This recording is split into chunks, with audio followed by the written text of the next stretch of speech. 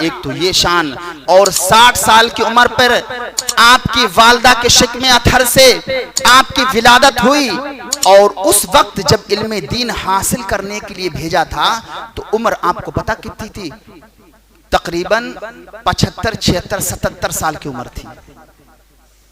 اس وقت ہر ماں کو یہ خواہش رہتی ہے کہ بڑھاپے کا میرا بچہ میرا سہارا بنے، لیکن واہ اے غوث اعظم، آپ کی والدہ پر میرا تن من دھن قربان، میری جانیں قربان۔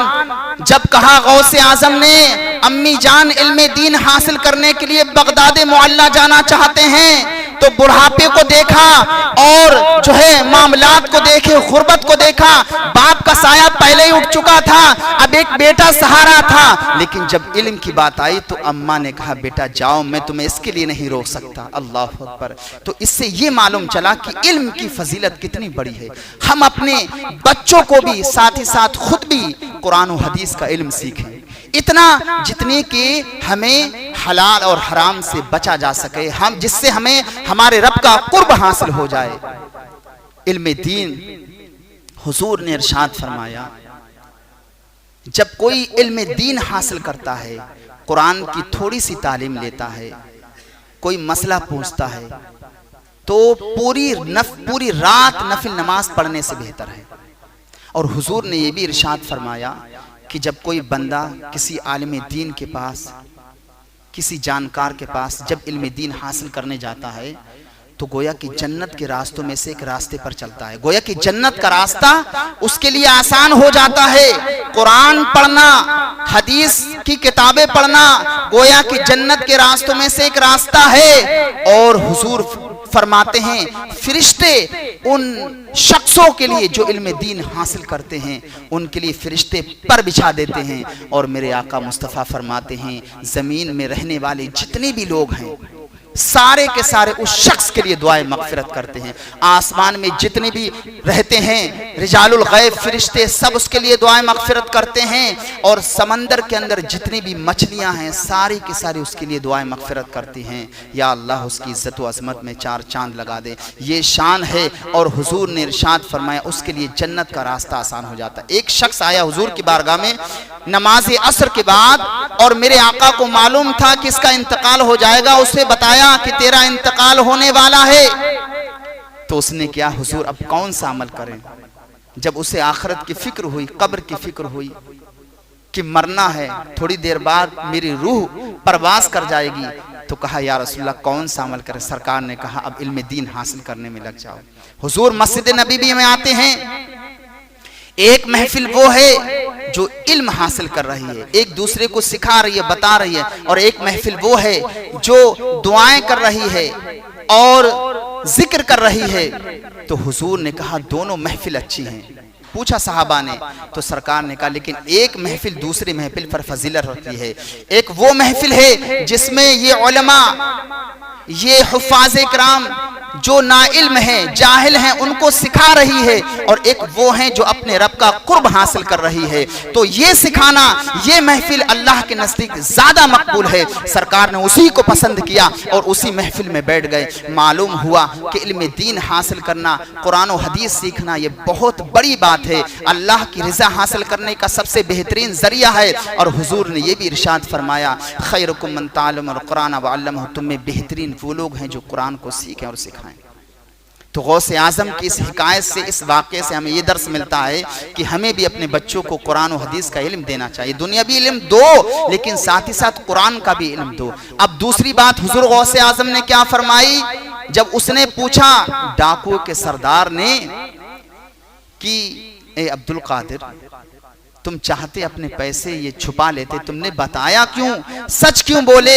تو کہا تم نے جب مجھ سے سچ سچ پوچھا تو میں نے سچ سچ بتا دیا، اور چلتے وقت میری ماں نے یہ عہد لیا تھا بیٹا کسی بھی مرحلے میں ہو، کتنی بھی پریشانی کا سامنا کرنا پڑے لیکن جھوٹ مت بولنا۔ اس سے یہ پتا چلا کہ مشکل وقت میں غوث اعظم نے بچپن ہی میں یہ عمل کر کے دکھا دیا اپنے غلاموں کو، اے غلاموں سنو میرے اوپر کتنا مصیبت اسی وقت کا وقت آیا تو میں نہیں جھوٹ بولا، اور تم بھی ساری زندگی اسی پر نقش قدم پر چلنا، کبھی جھوٹ کا سہارا نہیں لینا۔ اور حضرات محترم، جو لوگ جھوٹ بولتے ہیں، بات پر جھوٹ بولتے ہیں، جھوٹ کا سہارا لے کر کاروبار کرتے ہیں، حدیث پاک میں آتا ہے ان کے منہ سے اتنی بدبو نکلتی ہے کہ فرشتے 1 میل دور بھاگ جاتے ہیں، اس شخص سے ہٹ جاتے ہیں اور اس کا چہرہ بھی سیاہ ہو جاتا ہے۔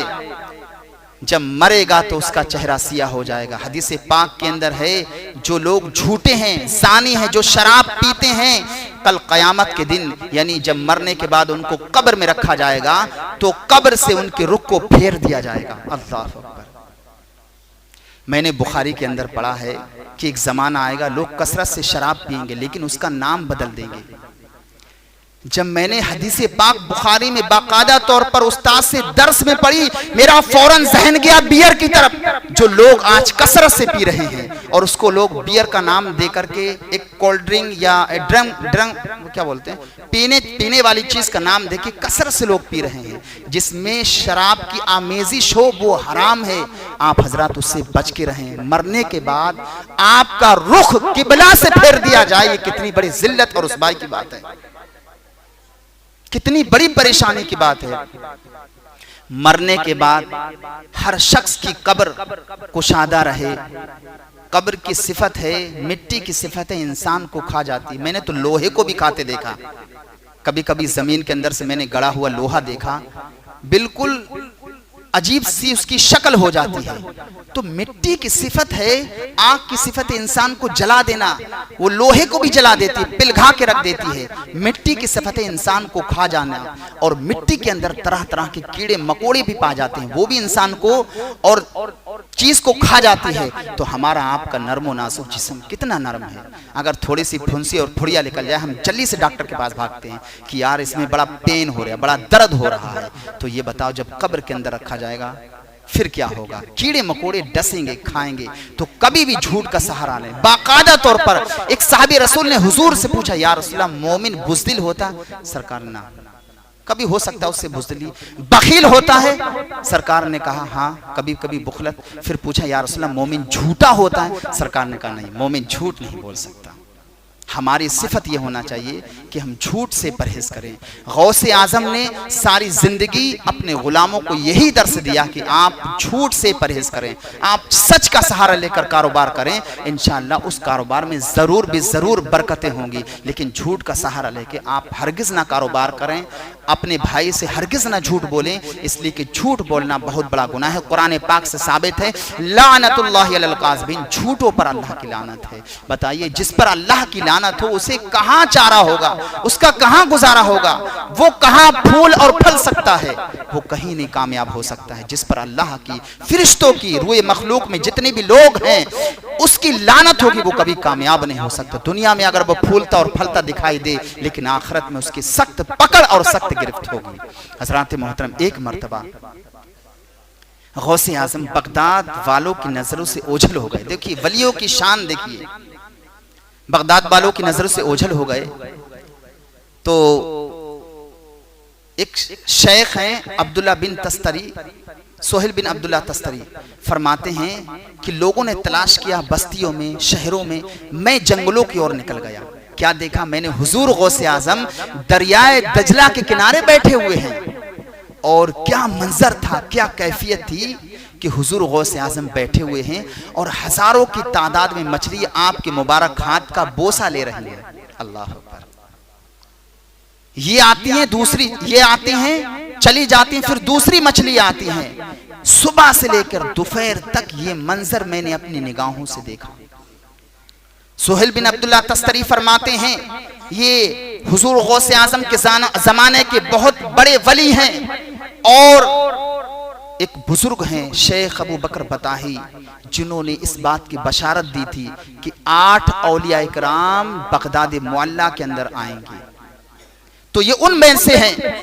تو کہتے ہیں جب ظہر کا وقت ہوا تو سلیمان علیہ السلام کی تخت کی طرح ہوا میں مسلح بچھ گیا۔ پھر اچانک رجال الغیب آئے، نورانی شکل کے لوگ آئے اور صف بندی کی۔ جب صف میں تمام لوگ کھڑے ہو گئے، غوث اعظم آگے بڑھے، اور اس مصلے کی سطر پر 2 چیزیں لکھی ہوئی تھی. وہ کیا؟ الا ان اولیاء اللہ لا خوف علیہم ولا هم يحزنون. اور ایک آیت لکھی تھی برکات علیکم اہل البیت انہ حمید